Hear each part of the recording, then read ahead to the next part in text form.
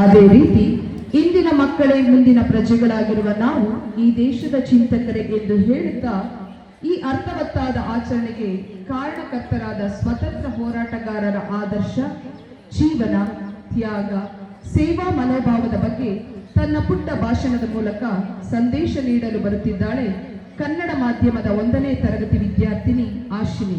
ಅವರಿಗೆ ಕರಗಳನ್ನು ಒಗ್ಗೂಡಿಸಿ ಚಪ್ಪಾಳೆಯ ಮೂಲಕ ಬರಮಾಡಿಕೊಳ್ಳೋಣ.